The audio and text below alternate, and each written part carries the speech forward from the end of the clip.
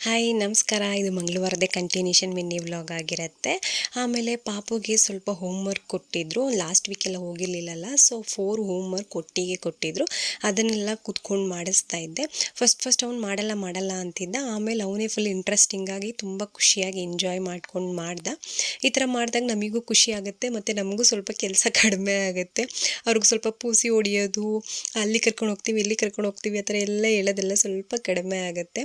ಈ ಥರ difference identify ಮಾಡೋದು, ಅದ್ರ ಜೊತೆಗೆ ಜಾಯಿನ್ ಮಾಡುವಂಥದ್ದು, ಮತ್ತು ಇದನ್ನು ಯಾರ್ಯಾರು ಮಾಡಿಸ್ತಾರೆ, ಬ್ರಷ್ ಯಾರು ಮಾಡಿಸ್ತಾರೆ, ಬಟ್ಟೆ ಯಾರು ಹಾಕ್ತಾರೆ, ಆ ಥರದ್ದೆಲ್ಲ ಕೇಳಿದರು. ಮತ್ತು ಸೇಮ್ ನಂಬರ್ ಜಾಯಿನ್ ಮಾಡೋದು, ಈ ಥರ 4 ಹೋಮ್ವರ್ಕ್ಗಳು ಕೊಟ್ಟಿದ್ದರು.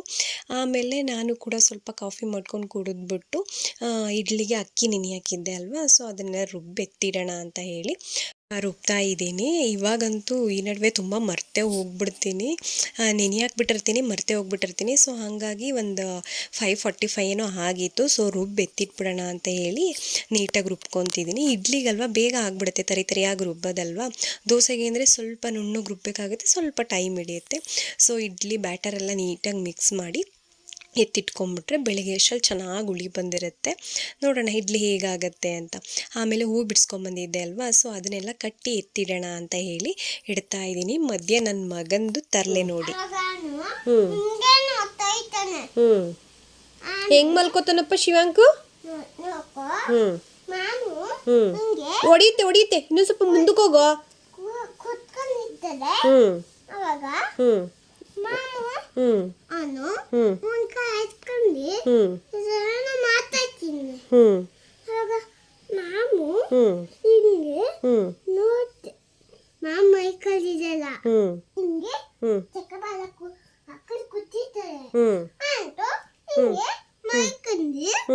ಇದು ಬರ್ತೈತೆ ಕಾಲಲ್ಲಿ.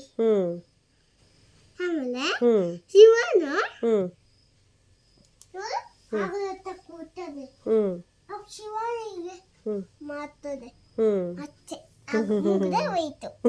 ಅವನ ಜೊತೆ ಸ್ಕೂಲಿಂದೆಲ್ಲ ಕೇಳ್ಕೊಂಡು ಹೂವೆಲ್ಲ ಕಟ್ಬಿಟ್ಟು ಎತ್ತಿಟ್ಟೆ.